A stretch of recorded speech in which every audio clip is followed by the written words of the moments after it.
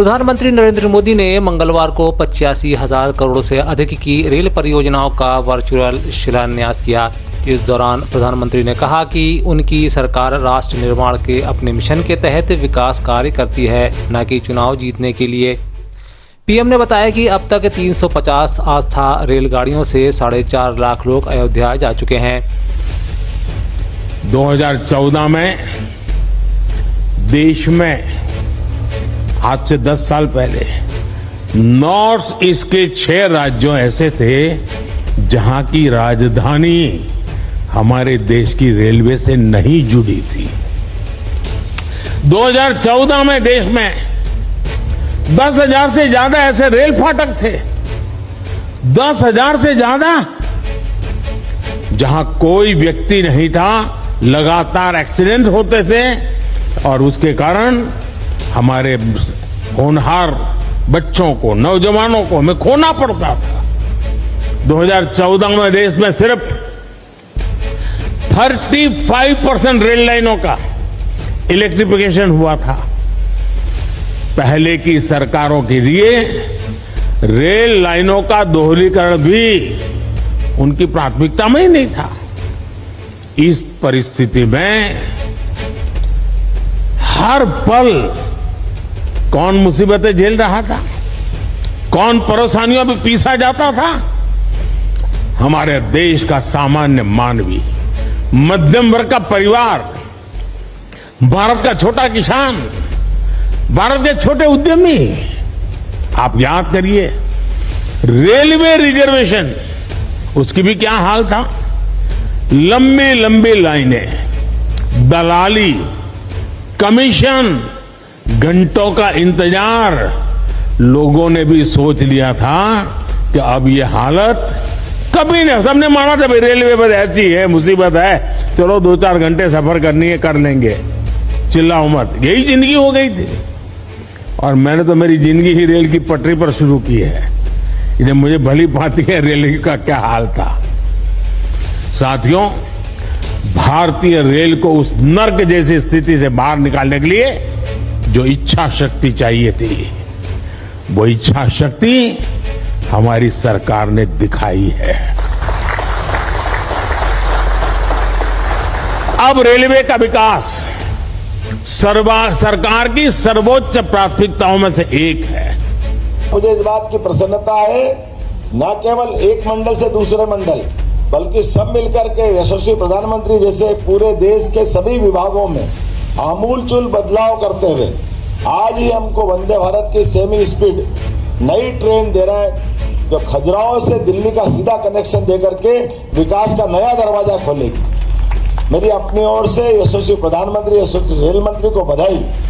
भोपाल मुख्य railway station पर आयोजित कार्यक्रम में मुख्यमंत्री डॉक्टर मोहन यादव शामिल हुए। उन्होंने इस अवसर पर कहा कि प्रधानमंत्री नरेंद्र मोदी के नेतृत्व और मार्गदर्शन में विकसित भारत, विकसित मध्य प्रदेश के ध्येय वाक्य के साथ यह कार्यक्रम आयोजित किया गया है। रेलवे की आज बहुत सारी सौगातें यशस्वी प्रधानमंत्री द्वारा दी गई है। मध्य प्रदेश में खजुराहो से दिल्ली तक की नई Vande Bharat semi high speed train का आज शुभारंभ हुआ है। भोपाल रामगंज मंडी सीताराम नगर से एक नई रेल लाइन का की आज बहुत सारी सौगातें यशस्वी प्रधानमंत्री द्वारा दी गई है। मध्य प्रदेश में खजुराहो से दिल्ली तक की नई Vande Bharat semi high speed train का आज शुभारंभ हुआ है। भोपाल रामगंज मंडी सीताराम नगर से एक नई रेल लाइन का भी आज लोकार्पण हुआ है। लगभग 15,000 करोड़ के काम हमारे रेलवे के चल रहे हैं। मैं सौभाग्यशाली हूं, खासकर मध्य प्रदेश में यशस्वी प्रधानमंत्री के नेतृत्व में आज हमारी कई सौगातें मिली है। हमारे उप मुख्यमंत्री राजेंद्र शुक्ला जी, हमारे मंत्री माननीय विश्वास सारंग जी, यशस्वी विधायक श्री रामेश्वर शर्मा जी, महापौर जी, हमने सबने मिलकर के रेलवे का ये पूरा कार्यक्रम अटेंड भी किया और विभिन्न अलग अलग प्रकार के 33 स्टेशनों पे होने वाले अलग अलग निर्माण कार्यों के लोकार्पण भूमि पूजन में शामिल हुए। मैं एक बार फिर रेल मंत्री का और भारत सरकार का आभार मानता हूं। वहीं इस मौके पर खजुराहो लोकसभा को मिली सौगात पर प्रदेश अध्यक्ष और सांसद वीडी शर्मा ने पीएम का आभार जताते हुए इसे देश हित का फैसला बताया है। साथ ही उन्होंने भी इस सौगात को प्रधानमंत्री की गारंटी से जोड़ा है। आज माननीय प्रधानमंत्री नरेंद्र मोदी जी ने 10 वंदे भारत एक्सप्रेस ट्रेनों का देश को समर्पित की है। उसमें एक वंदे भारत एक्सप्रेस ट्रेन खजुराहो लोकसभा को बुंदेलखंड क्षेत्र को भी माननीय प्रधानमंत्री जी ने समर्पित की है। मैं माननीय प्रधानमंत्री जी का खजुराहो लोकसभा की जनता की ओर से, बुंदेलखंड की जनता की ओर से बहुत हृदय से आभार और धन्यवाद करता हूं। माननीय रेल मंत्री अश्विनी वैष्णव जी का मैं धन्यवाद करता हूं कि उन्होंने अपने प्रवास के दौरान यहां पर कहा था, जनता को उन्होंने आश्वस्त किया था कि हम जल्दी ही Khajuraho world heritage iconic city को हम वंदे भारत एक्सप्रेस ट्रेन देंगे। ये प्रधानमंत्री मोदी जी की गारंटी है, जो कहते हैं वो करते हैं। आज ये नई सौगात मिली है और माननीय प्रधानमंत्री ने कहा ये रेल कनेक्टिविटी केवल मात्र ट्रेन की सुविधा नहीं है, ये विकास के नए आयाम खड़े करेगी। औद्योगिक विकास के लिए इस प्रकार की कनेक्टिविटी, वंदे भारत जैसी ट्रेन का आना, हाईवेज के निर्माण के साथ खजुराहो बुंदेलखंड का कनेक्ट होना, एयर कनेक्टिविटी के साथ इस क्षेत्र में नई सौगातें मिलना, ये साबित करता है कि आगामी समय में अपने बुंदेलखंड में, खजुराहो के क्षेत्र में नए औद्योगिक विकास को भी गति मिलेगी और विकास को एक नए आयाम इस क्षेत्र के अंदर मिलेंगे। मैं माननीय प्रधानमंत्री जी का पुनः एक बार हृदय से आभार और धन्यवाद करता हूं। कांग्रेस में भारी टूट के बाद अब पूर्व नेता प्रतिपक्ष और कांग्रेस के वरिष्ठ नेता डॉक्टर गोविंद सिंह पूर्व गृह मंत्री नरोत्तम मिश्रा से मिलने उनके निवास पहुंचे। ऐसे में कयास और राजनीतिक मायने निकलने ही थे। हालांकि खुद सिंह ने इसे केवल सौजन्य भेंट जरूर बताया, लेकिन जब उन्होंने पार्टी छोड़ रहे नेताओं को लेकर कहा कि यह नेतृत्व को देखना चाहिए जिन्हें मान सम्मान नहीं मिल रहा, वह जा रहे हैं, ऐसे में उनके इशारे को लेकर चर्चा गर्म जरूर है। कहा जा रहा है कि अवसर की राजनीति के बीच यदि कोई उलटफेर हो तो इससे इनकार नहीं किया जा सकता। अब बीजेपी में ज्वाइन करने वाले की मुलाकात हम पड़ोसी है, वर्षों के मित्र है, छात्र से साथ है, हमारे आते हैं, उनके आते हैं, चाय पानी हो जाती है, पुराने चर्चा हो जाती है। लेकिन सर ये कहा जा रहा है कि लगातार भी कांग्रेस के लोग भी ज्वाइनिंग करा रहे हैं, आप कितनी बीजेपी ज्वाइन करने वाले? हम बीजेपी में ज्वाइन करने वाले नहीं हैं, दोस्ती के नाते आए हैं।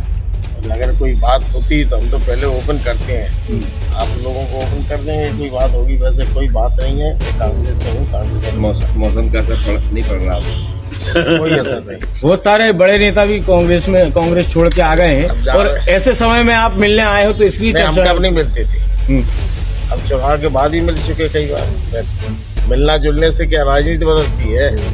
एक पंचायत एवं ग्रामीण विकास मंत्री प्रहलाद पटेल ने आज मीडिया से संवाद किया। इस दौरान उन्होंने कहा कि 2014 से अब तक असंगठित और औद्योगिक क्षेत्र के लिए यह वेब रिवीजन का कार्य शुरू किया जा रहा है।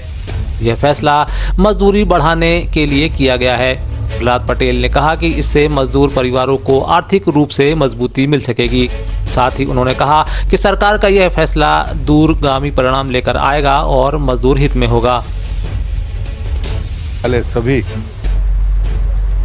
प्रिंट मीडिया, इलेक्ट्रॉनिक मीडिया और फोटो जर्नलिस्ट का मैं विभाग की तरफ से हृदय से स्वागत और अभिनंदन करता हूं। वो कुर्सी अलग क्यों कर दी बेटा? तुम बैठ जाओ ना, नहीं बैठना। आज तो एक प्रकार से परिचय के लिए, क्योंकि मेरे मंत्री बनने के बाद कभी सीधे चर्चा नहीं हुई।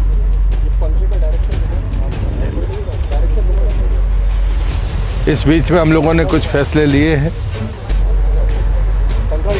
जैसे 2014 से अब तक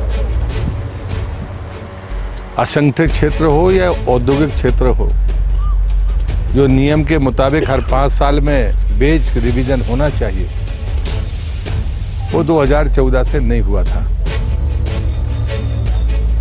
तो मैंने उसका निर्णय लिया है और 25% औद्योगिक क्षेत्र हो या असंगठित क्षेत्र हो, स्किल्ड और अनस्किल्ड दोनों क्षेत्रों में मजदूरी बढ़ाने का फैसला हमने लिया था। और मुझे लगता है कि जितने भी क्षेत्रों में मजदूर काम करते हैं उनके वेलफेयर की चिंता करना, उनकी सुरक्षा की चिंता करना, ये मंत्रालय का काम है। राज्यसभा सांसद मध्य प्रदेश के पूर्व मुख्यमंत्री दिग्विजय सिंह को आज एमपी एमएलए कोर्ट ग्वालियर से बड़ी राहत मिली है। बता दें कि मानहानि मामले में एमपी एमएलए कोर्ट में पेश हुए, जहां कोर्ट ने पूर्व में उन पर लगाए गए सभी आरोपों को खारिज करते हुए उन्हें बरी कर दिया। दरअसल एडवोकेट अवधेश सिंह भदौरिया ने आरएसएस और बीजेपी को लेकर दिए गए उनके विवादित बयान को लेकर पूर्व मुख्यमंत्री और कांग्रेसी नेता दिग्विजय सिंह पर मानहानि का मामला दायर किया था।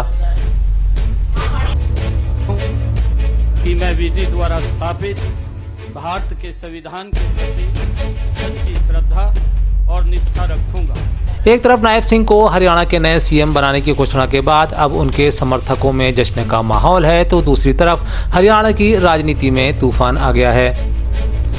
बता दें कि हरियाणा में 5 साल पुराना भाजपा जजपा गठबंधन टूटने के बाद और सीएम मनोहर लाल खट्टर समेत विधायकों के सामूहिक इस्तीफे के बाद यह समीकरण बना है। उधर विपक्ष ने मौके पर अपनी प्रतिक्रिया दी है। दीपेंद्र हुड्डा ने निशाना साधते हुए कहा कि मैंने पहले ही बोला था गठबंधन टूटेगा। उन्होंने कहा कि यह गठबंधन नैतिकता पर बेस्ड नहीं था।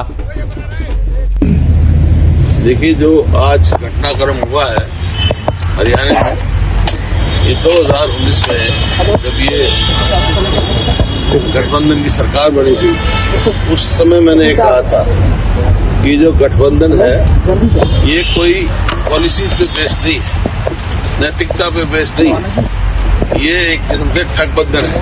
क्योंकि चुनाव में बीजेपी तो कहती थी हम 75 पार करेंगे और जेजेपी वाले कहते थे इनको यमुना पार करो।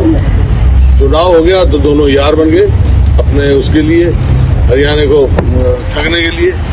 और ये उसी समय मैंने कहा था ये गठबंधन मौका प्रस्ती का गठबंधन है, स्वार्थपूर्ण है, हरियाणा के हित का नहीं है, जनहित का गठबंधन नहीं है। और वो आज एक बात साबित हो गई। और इस मामले में जो आज गठबंधन टूटा है, आपको याद होगा प्रेस कॉन्फ्रेंस में मैंने भी कहा, दीपेंद्र ने पब्लिक मीटिंग में कहा कि एक और समझौता हो गया है गठबंधन तोड़ने का, सब लोगों को गुमराह करने का। क्योंकि इस 5 साल में हर वर्ग इस सरकार से विमुख हो चुका है, कोई जनहित का काम कार्य नहीं किया, तो उस पर ये अपनी एंटी इनकम्बेंसी को छुपाने का प्रयास कर रहे हैं। तो ये लोग समझ चुके हैं। और आज जो हुआ गठबंधन, शासन की योजनाओं का लाभ पात्र व्यक्ति को कैसे पहुंचे, इसके लिए लाभार्थी संपर्क अभियान जारी है।